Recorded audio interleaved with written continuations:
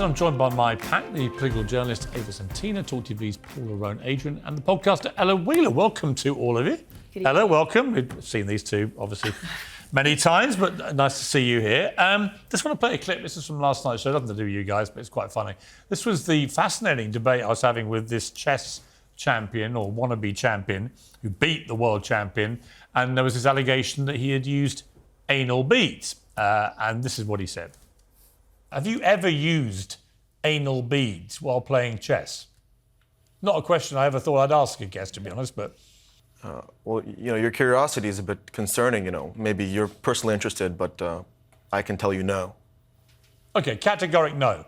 Of course, yes, categorically no. Look, I didn't make the allegations. I'm just repeating what was put to you at the time. Well, aside from having to explain what anal beads are to a lot of people following that clip, Elon Musk decided to get involved, did a laughing emoji to that clip when we put it up, and then he added, frankly, if he did, just let him win, which is just quite funny. And he has a point. If you're going to go that far, you probably deserve it. Anyway, it was fascinating. Let's turn to Suella Braverman, though, because Suella Braverman has come out with some pretty, typical Braverman thoughts about asylum. Listen to what she said about gay and female people.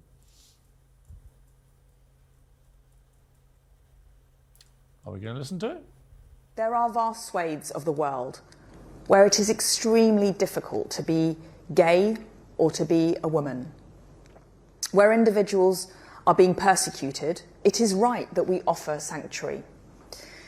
But we will not be able to sustain an asylum system if, in effect, simply being gay or a woman or fearful of discrimination in your country of origin is sufficient to qualify for protection. Right, OK. Ella, your reaction to that? Well, I disagree with Suella Braverman in terms of my approach to immigration policy is much more liberal. But I think the point that she raises in terms of this sort of stumbling block that we seem to be coming up against democratically about how a government can enact immigration policy, what kind of decisions can be made, and this sort of perennial issue of the European Convention on Human Rights, which, is basically talking about, I think it's a debate that has to be had out, whether or not, she's right, of course, there are lots of places where, well, she used the term vast swathes, which would suggest that she's, still intends the kind of generosity of the asylum process to be quite vast. And you would hope so, but obviously there are practical questions around whether or not the simple kind of tick box technicalities of signing up to the ECHR is relevant anymore, whether that's something that this country wants to do. And I think at least we should have that debate. I mean, Paula, every time she opens her mouth, Suella Braverman, half the country screams, you're racist, you're this, you're that. I mean, she gets a hell of a lot of abuse.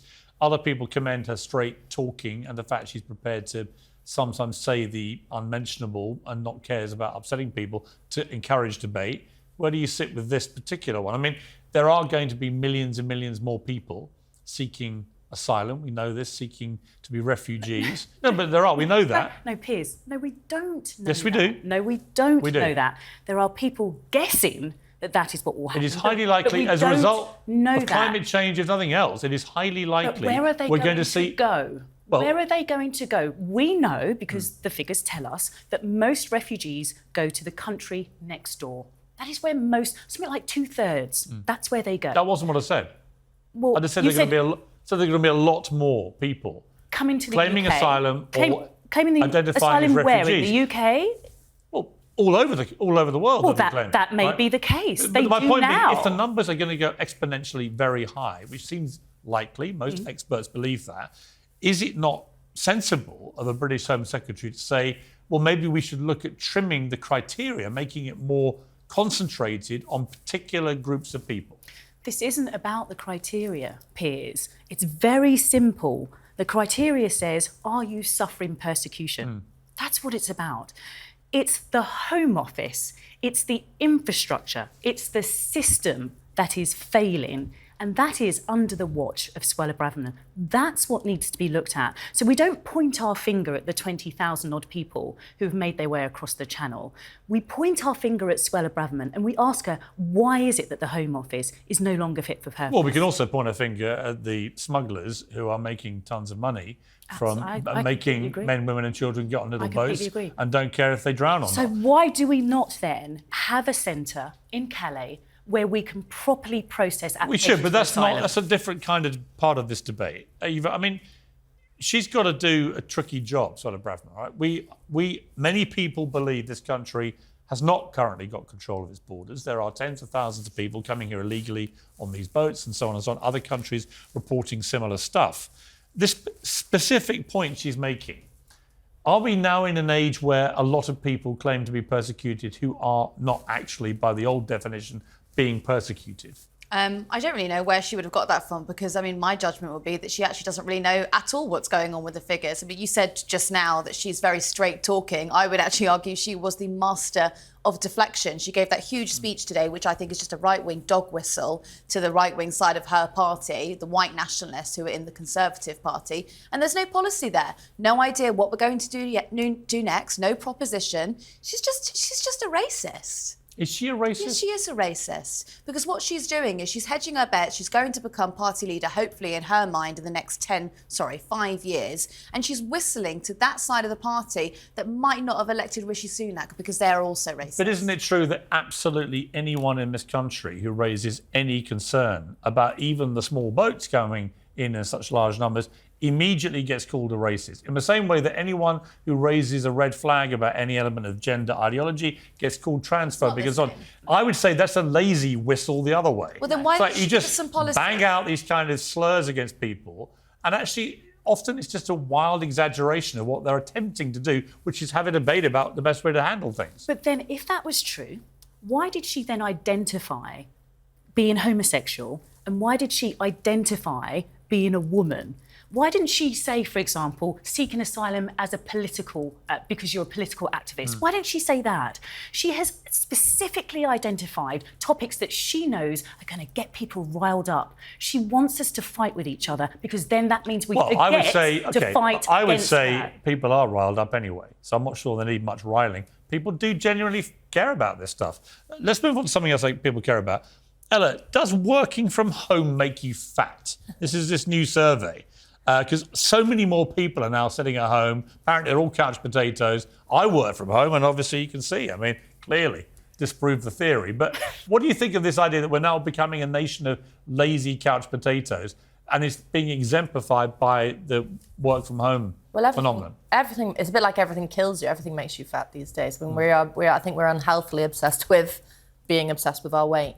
But so it's obvious that if you're not out in the world, then it's going to have an effect. And I don't think we should be at all in the business of lecturing people about their lifestyle choices when it comes to weight or anything else. See, but I don't agree. But I do. I don't agree. I think the nanny we should have a nanny state. And we do it all the time. We did it with cigarettes. We do it with stuff that makes It's you awful that we really do it. fat. Why shouldn't we It's awful nanny that we people? do it with cigarettes. But the thing about working from home, it's not that it's bad for your waistline.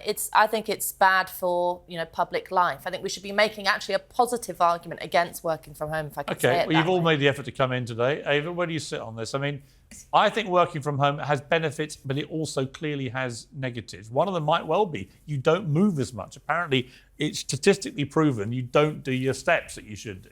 I don't know. I think you sleep a lot better if you're at home. You've got more time with your kids. I think you've got an all-round healthier life. And I do think a lot of this policy comes out of the sort of, sorry, but the big corporations who'd like you to travel into work and buy from their sandwich shops and pay money on the train. Well, there's a bit of that. And I do feel for the small businesses who post-pandemic just have lost all their business because of traffic, foot traffic.